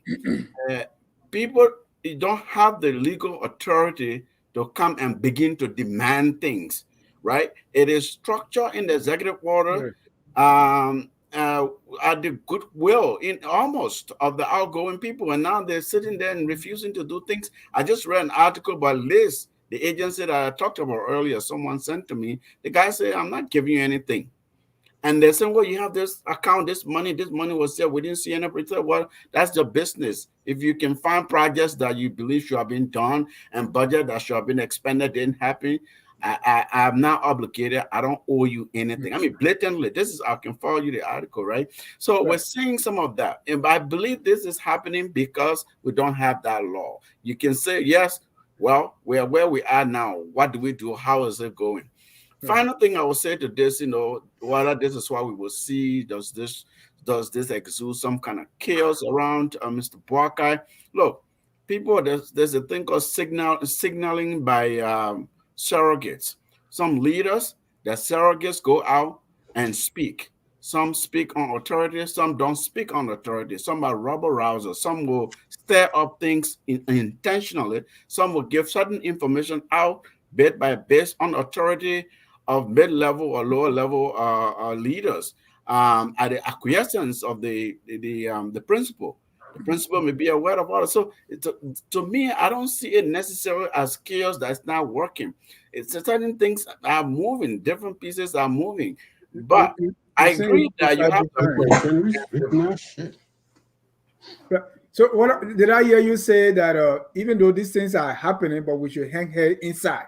It shouldn't come outside. No. I'm not saying that. I didn't say that. I said that. Yeah, Dr. Joseph said, yeah. That was my point, and that was the point that I wanted to make to Thomas. I didn't mean that, no, you don't discuss the issue. I'm just saying, if sometimes we trivialize things.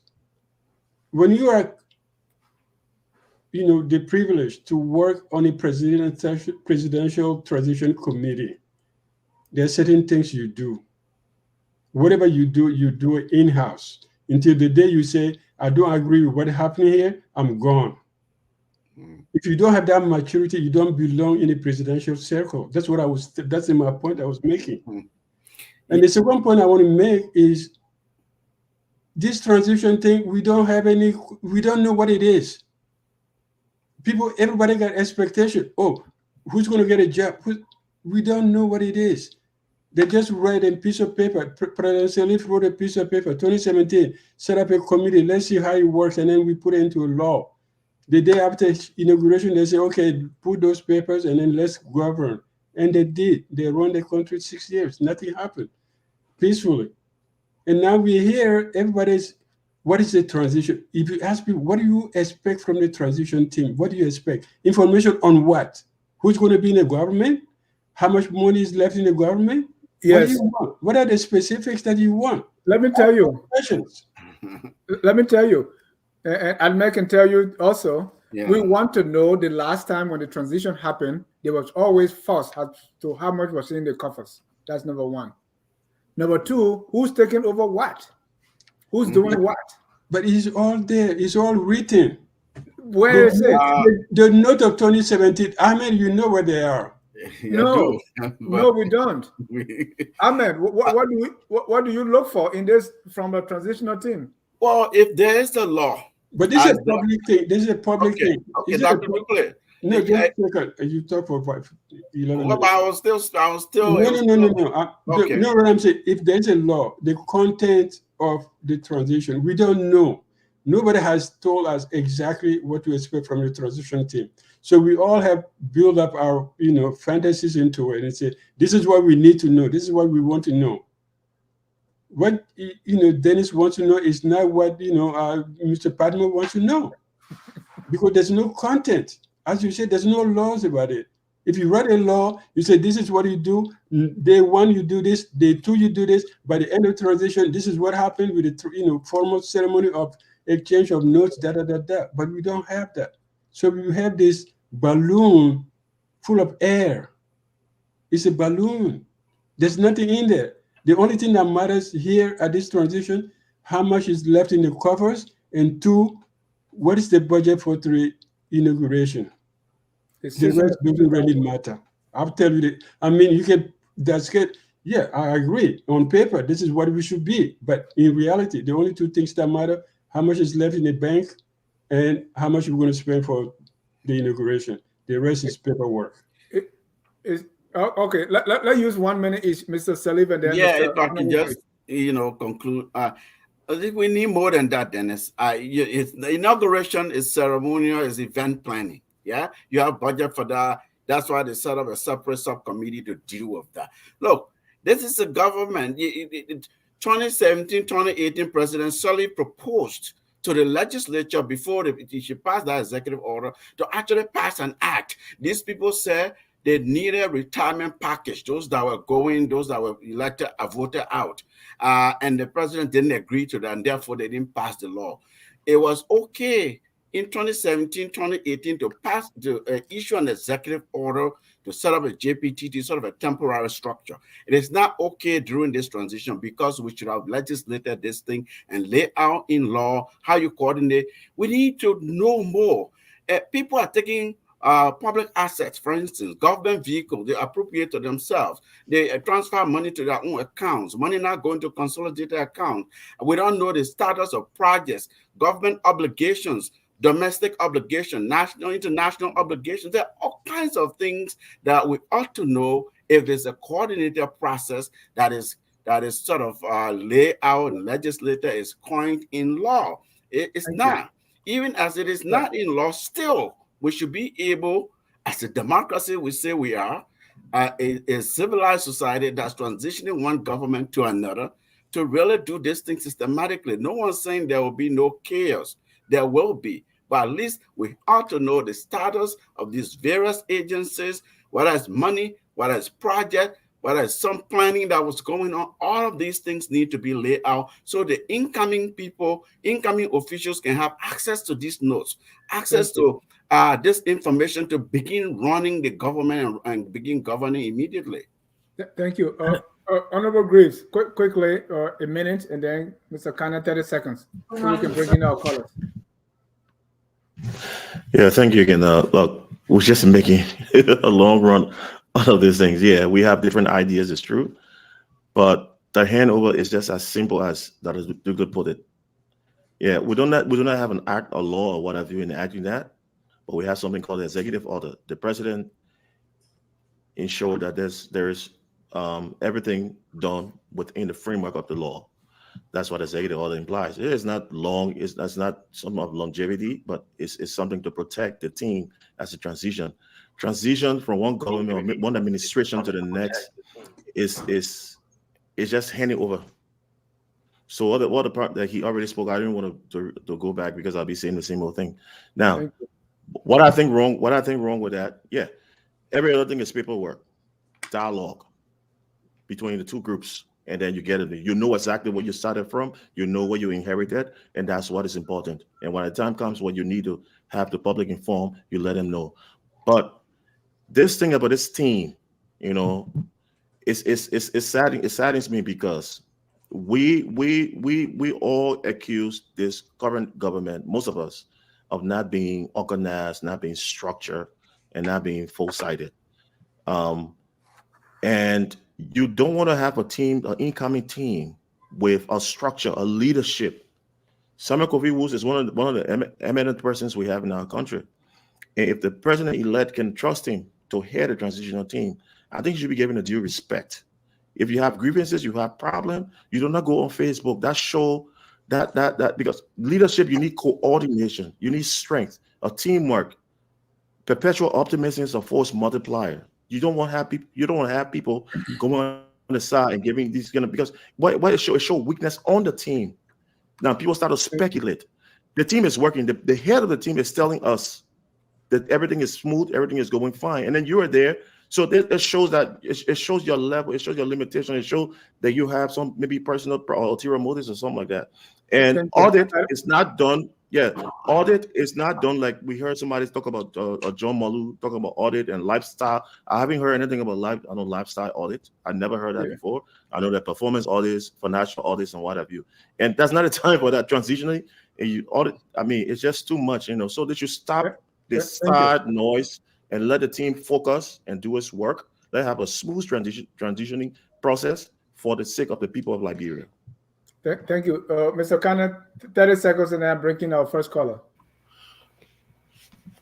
Thank you. I think Ahmed made a point. I don't want to go back to discuss this, but I was working with a development agency from 2016 to 2018. And when that transition took place, there are a couple of things you struggle with. For instance, there are laws that were submitted to the legislature for passage, and then they will get passed, and they won't get, because if the president does not sign a bill, it doesn't become a hand bill. And if a bill is passed by the legislature and it's not printed in by the Ministry of Foreign Affairs, I think in 90 days, then it has to go back to the legislature for them to repass it. So there are all of these critical issues that take place in the transition process. For instance, I know a couple of laws that were passed by the legislature but have not been passed by the president. If the transitional process cannot actually document and know exactly where they are, they get lost. And then you come back The representatives that were there, they were no longer there. The committees have changed. It become extremely difficult. So I think beyond the amount that is in the budget, on the program side is very important because there are some programs that are funded by development agencies. You want to know their status. One, you don't want to repeat what was actually done in the past so that you can just move on. So I think on the public sector reform side, there was even a kind of push that the Governance Commission was pushing to be able to address some of these issues was to introduce what they call public, some PIO in the different ministries, agencies, and commission. PAO, public administrative officers, that we can have a public administrative officer in the Ministry of Finance, for instance, who can be appointed for, let's say, 7 years. That even if there is a transition in government, this person can stay in the ministry and can provide that link between the previous administration and the upcoming administration. And he will be in charge of all of the reforms that are going on in the ministry and agency. This is something that happens mostly in the British kind of countries. But beyond just writing these notes and making sure that we know how much money is left, I know that's why we are all focusing on, but there are a lot of other programmatic issues that need to be in place. If not, the reform processes get strangulated when the transition takes place. Thank you. So that's why we have civil servants and technocrats. Thank you. Ladies and gentlemen, if you want to join the conversation, the number is on the screen, 605-313-6004. 791403#. This is Tough Talking Thursday. And let me bring on the first caller here. That's Madison Kemo. Madison, you are live. Your comments. You have 49 seconds, sir. Thank you so much. I appreciate the opportunity to be on this show. Good I gave it for the last second. I won't go more than 10 seconds to a lot of people. First of all, I want to address certain comments Mr. Williams, the guy full name, made. If you don't want people to obstruct government function, you should understand that when people work, they should be paid on time. I live in the United States. I live in Iowa. Where I work, they pay me on time because they know I have to pay bills. I have to take care of my family back home. I have to do all kinds of things with the money. So if they don't pay me, there will be a lot of issues. In Liberia, we have been taking advantage over so many years. And people just sit and say, that's it. No. Like I said on the comment section here, the new level we envision equality and justice. If people are hired to work for government and they are not paid on time, that's the problem. And I will repeat it here. The day I'm fortunate to work in any sector in government, if I'm not paid, Liberia will be reminded of the 1990s. Oh, man. I, as a young person, I'm not going to sit and let people control my future by manipulating my activity. No. People should respect people's dignity. Why would I work, Mr. Dennis, if I'm working for you? I got family. Why would you not pay me? The money that people working for Liberia is not that our money or my money. It's the whole entire country money. Pay the people on time. Right. For example, somebody could make it close to 3,000, 5,000 per month. And somebody put this stuff and make it close to maybe $50 or maybe $75 or $100. I mean, come on, man. Pay these people on time. It's not hard. So if I'm working in places, if I'm working in the Capitol building, and you just pay me on time, somebody put me on the first flat. They'll be on the first flat before they break. Thank you so much. Thank you. Stop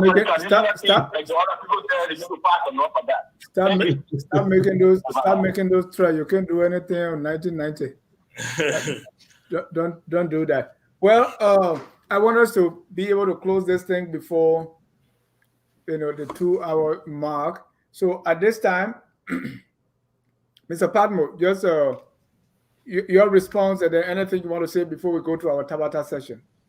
Okay. I mean, look, we can all have different expectations for what transition should look like. Can you hear me okay? Yeah, let me bring in two more callers. Okay. Let me bring in two more callers. Josiah Nyipang. Hello? Yes, 40 seconds, please. Hello? Go ahead, sir. Yeah, my name is Josiah Nyipang. I'm calling from Des Moines, Iowa. Can you hear me? Yes, just turn off what you are listening to. Turn it off so we can hear you clearly. Okay.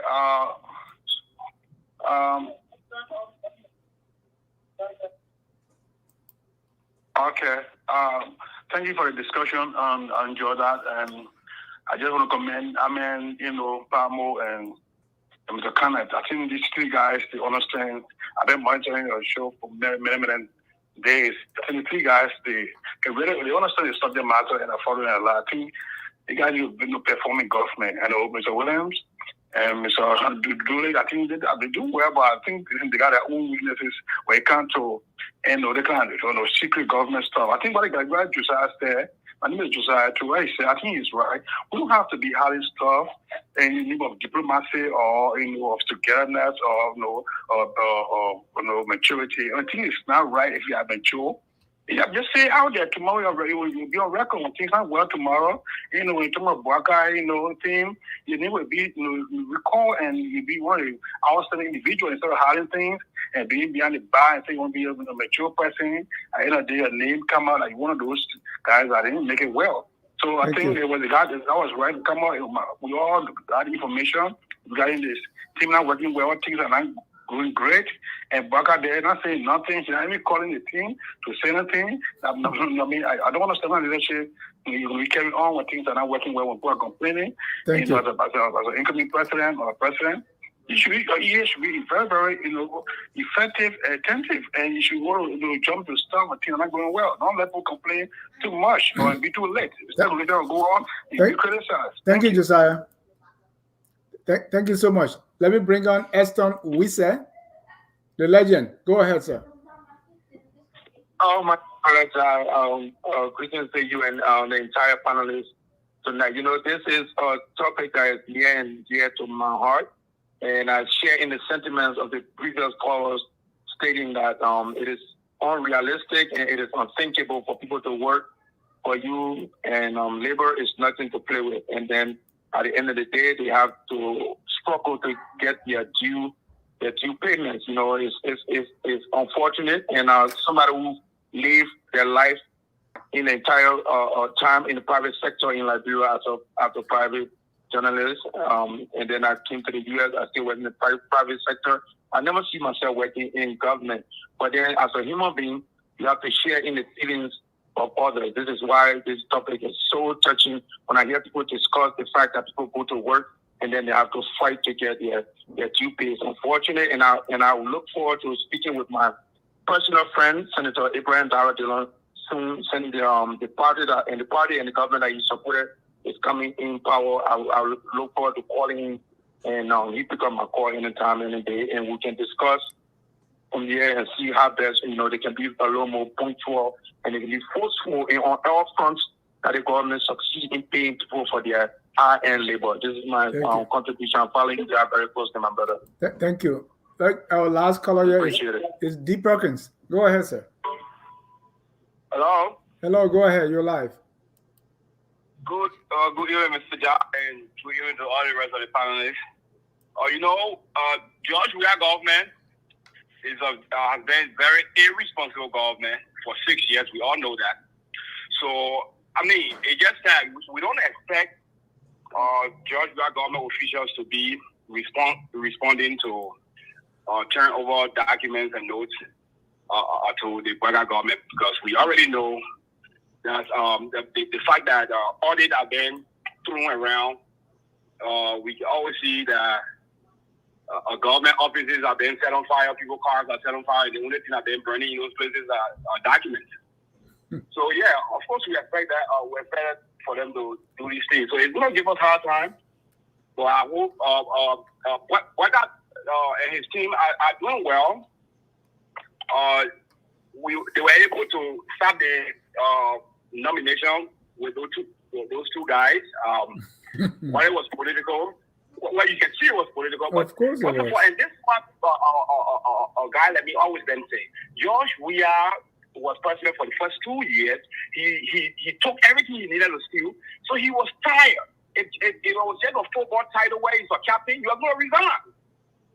And George Weah nominating those guys, it wasn't because George Weah wanted to do that. He was advised to do that. Because if he really wanted to, he would have then paid those lawmakers so that they can't have no qualm in going in session to confirm these guys.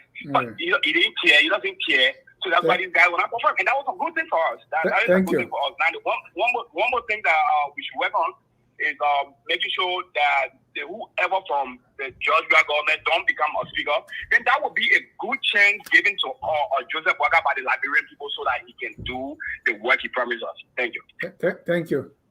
I don't think it should be about that because, but the individual. Well, Mr. Patmo, continue and then we can go to our Tabata session. This time you have 38 seconds.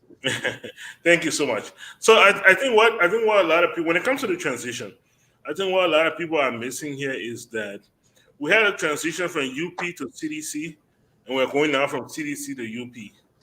You know, and we heard similar things in 2018, right? Or the end of 2017. You know, UP was very, very, you know, everything was kind of just falling apart, and there were not a lot of coordination, and some people just left, and we heard offices were being emptied. And I think, you know, for that, a lot of seditions are like, what, you know, this is what we were handing, and this is what we're going to hand back. Of course, that's not patriotic or nationalist for the country, but then again, you are dealing with human beings. When it comes to our point here concerning the, you know, whether the staffers and all those people, you know, it worked out to benefit the incoming government. We're going to look to see if they have created a monster. We see how they are reacting to Yeke right now. You know, a few months ago, Yeke was a hero. Whatever Yeke said, Yeke was celebrated. Now Yeke is talking about the incoming. Yeke, all of a sudden now Yeke is, you know, he's a problem. So we'll see if this standard that has been set at the Capitol building will become a problem, or, you know, or will continue to be an asset for the government. Thank you. Yeke is another show by itself. At this time, and I was wondering too, why is the VP turning over now when she's still in power? What if the president is incapacitated today? Who takes over? If she had already turned over, but that's another topic. I will call the lawyers here on Sunday to talk about that. At this time, I will invite you for your Tabata of the week. Every week, there's Tabata going on somewhere, and I want us to tell me your Tabata of the week. Let's start with Honorable Graves. Yeah, quickly. So I don't want to be misunderstood. I'm for labor. I'm for anybody who work. It's just that you get paid. I didn't say they shouldn't protest. I didn't say it was wrong that they went out and protest or express their grievances. What I said was obstruction of administrative function is it has a penalty. It's punishable on our law. That's what I said. So please, caller, don't get it confused. They have the right to protest. They have the right to their just pay and service. And the next thing was the transitioning and the teamwork. Teamwork is the strength of leadership. And what I said again, and I stand to that, is that when people start to go out and start doing sneaky work, it undermines. Let's go to the Tabata of the week. Yeah, that would be my Tabata. I mean, I don't mind if I don't mean to say much, but I had to clarify these points because people listen to you, you say something, and the next thing you get misconstrued, and they're taking it from different parts. It makes sense for the team to work as it is structured. Respect the head. When I joined the executive mansion, way back then, we had a system. You had to take an oath to preserve the sanctity and the sacredness of the president's office. Means that as you're there, when you see, when you hear, you're there to protect the integrity of that entire office, not just the president alone. If you have a problem with things that are going on and you address it and it's not working, resign. You can get back and say, look, you know, I don't want to be stained with this broad brush. I'm leaving. I'm going to sit down. You resign. People ask you, you can explain, but you're out of the system. But you cannot be in the system and there's a structure, there's a head, and you're undermining the same system and you want the best for that system. It's wrong. Thank you. Yeah, so Tabata in the Kru speaking language means nonsense. Honorable Grace, is there any nonsense of the week? 30 seconds. Your Tabata of the week. My Tabata of the week was They go around. Okay. All right. Let me go to Thomas. Thomas, what's your Tabata of the week? Okay, before the Tabata, there's some. Let's go to the Tabata now. My Tabata is very important, I would say, but let me just also clarify something. There's actually something called lifestyle audit. It's a new kind of phenomenon, but it's happening.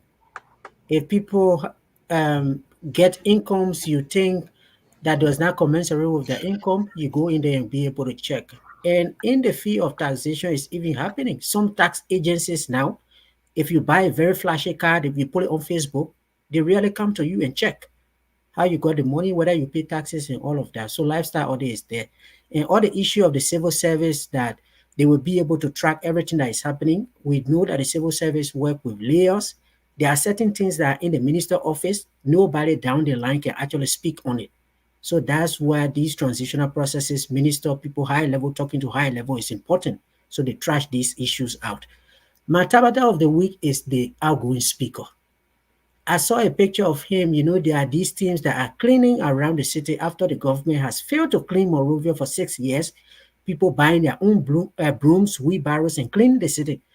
And the speaker stopped to GSA Junction, got down, was speaking to them. And this is a speaker that has been in his vehicle for 6 years, who did not care for people. The last time we saw him, he got money in eating bowls and was giving it to people in his district to vote for him.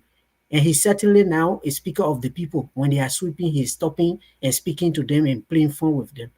To me, that was a pure Tabata. Michael. My Tabata of the week is all these fires. I woke up early this morning to an alert about a fire at, I think it was LTA, and it wasn't really a fire. Somebody just left candle burning, and the residents around there thought the ministry on fire. And they called fire service, and people came and gathered around, and they found out somebody just left a candle in a jar. It wasn't even like an open candle; it was just a candle in a jar. But the whole country right now is just up and out about fire, you know, and document being burned. It's crazy. It's crazy. I think that's one of the things we'll remember about this transition, the fires. Mr. Salif. Matabata is Yeka Koluba, particularly his letter. I know you say it's a whole different show, but Yeka bashes President-elect Boakai for making a humanitarian donation to show the source of the money, and he cited the code of conduct law. And this is a public official, they define it. Yes, technically Boakai is elected, but it's not that. It doesn't fit that definition. Okay, let's forget that. Then Yeka writes a letter to President-elect Boakai, and he gets mad. He said that's his side of the story. We haven't heard the rest of it. That the president-elect gave a directive, and a letter from Yeka's office or from Yeka Kolba should not come close to his office, and therefore he vowed today that he and President Boakai would not sit under the same roof for the next 6 years. The only exception is when the president goes to give the State of the Nation's address. Other than that, and you are a sitting lawmaker, you are an official of government. We expect that there will be many instances where you and the president will have to be in the same or similar vicinity. So to me, it just defeats his argument that he's speaking for the Liberian people. But if you and the president can't be under the same roof, you undermine your own the logic of your argument. I think it was just laughable. Dr. Dukley. Yeah, that was good. I thought it was Yeke Koliba also, but then I said, is it not really worth it, Really, I mean, my Tabata of the week is seeing somebody moving from the House of Representatives, somebody who lost the elections, and taking chairs and tables and putting them in a pickup. And it brings up the whole idea. Why can't government furnish every single office in Capitol Hill so that people come in, they're moving in an office, they don't have to take their chairs and their tables and their computers back home? What is the continuity? The press was filming this guy, emptying his office. He had a pickup filled with table, chairs. I said, but did he have to bring his own chair to work for the government? We have to, simplify these little things. It was so ridiculous. That's my Tabata. Thank you. From So Livingston, said Tabata is Yaka Koluba said he wrote the president-elect office on January 14, and today is January 11.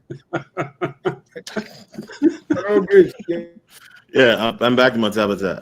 I was taken aback. I thought Shirley was going to take my Tabata away because my mind ran straight on Yeke Koluba.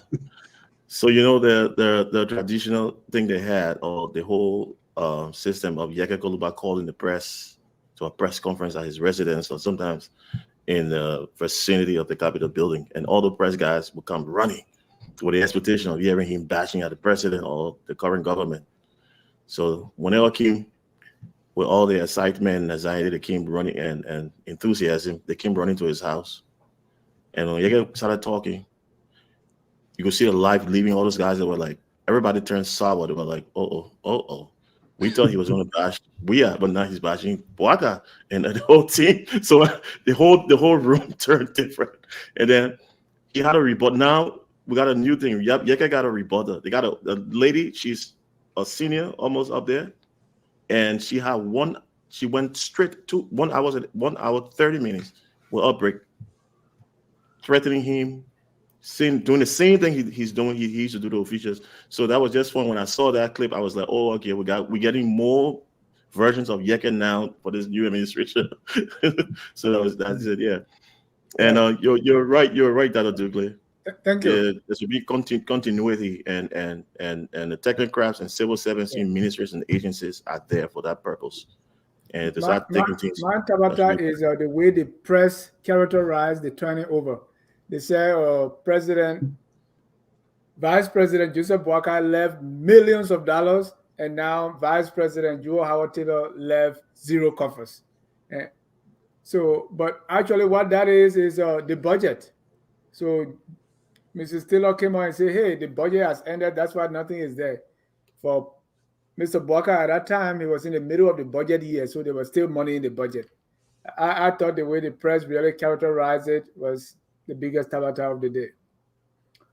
Well, I want to thank all of you for coming. At this time, we will do 15 seconds so that we'll be below the time to close. I think we discussed this topic well. We want to thank our viewers for always watching and commenting. So let's have our closing. Let me start with you, Mr. Salif. 30 seconds each.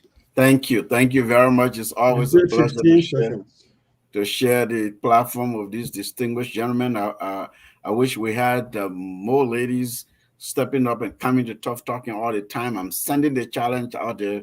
You're watching and following. Come, the platform is here so we all can share and look balanced. This is a good discussion. It's an important discussion. This is a public service that we're providing, contributing in the public square, in our country's welfare, in our country's affairs. We hope people listen, and sometimes people follow. People have reached out to me on a number of occasions about some of the topics we've covered here. So it's a great service. FOLs, keep doing it. Transition is important for a reason.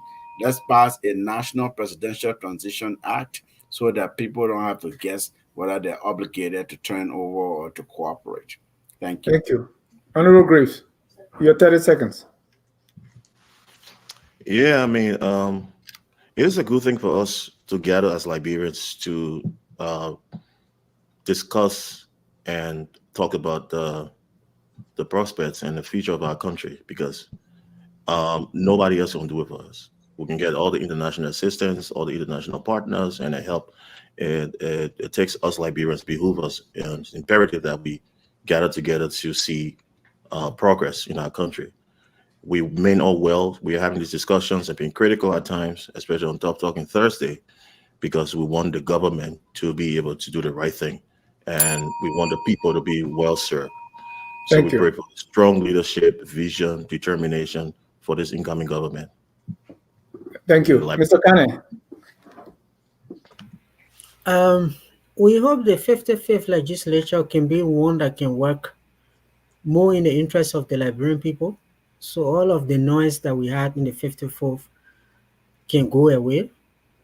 And then on the issue of the transition law, I've always said that the problem with us is that we identify a problem and we don't solve it. Today we are talking about it because it is a transition. When the UP takes power, then they will forget. And 6 years down the line, we'll be talking about the same thing. I hope someone in the legislature can propose it. Because one of the questions I was even asking these few days is, how is the transition taking place at the subnational level? We have the county development funds that are going into different counties at the county level. Is the Ministry of Internal Affairs providing an account of all of those funds? What will happen when the new superintendents take over? So we call on the 55th to submit a law so that we can clearly define what a transition is so that we don't get to this problem in the future. Thank you very much. Thank you. And that's why I'm delaying my dream job to be superintendent of Sino until these things are, especially the Local Government Act. Dr. Dukley, you're closing. Well, I'd say we had a good discussion, and I think we are at a good place. We're going through, the up and downs of democracy, and I think we should appreciate the peaceful, nature of the whole process, and we should appreciate the fact that noise and no noise, people are working together, and there's a smooth transition from one government to another one without bullet, without noise, without courts, and all of that. So I think we should all be thankful for that, and then pray that everything goes well, and then we find ourselves on the other side of the calendar with a new government, with new ideas and new dynamics. Give Washington to do his work. Please let him do his work. I mean, he's not even president yet. You all analyzing him, psychoanalyzing him, social analyzing him. They analyzing the man for 10 different angles. Let a man rest and take his government, get into power, and then he will tell you what he can do, what he can't do. Thank you, sir. Thank you.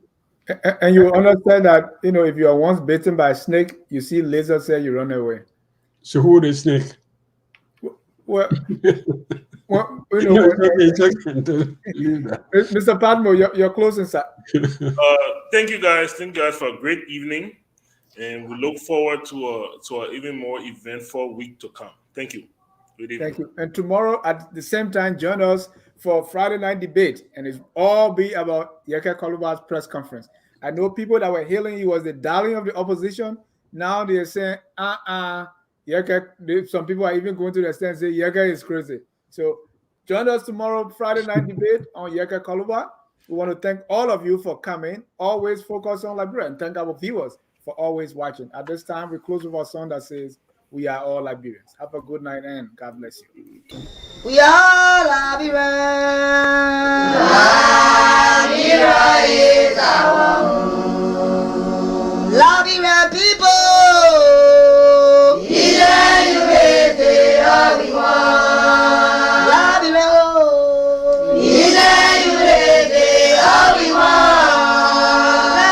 Liberia.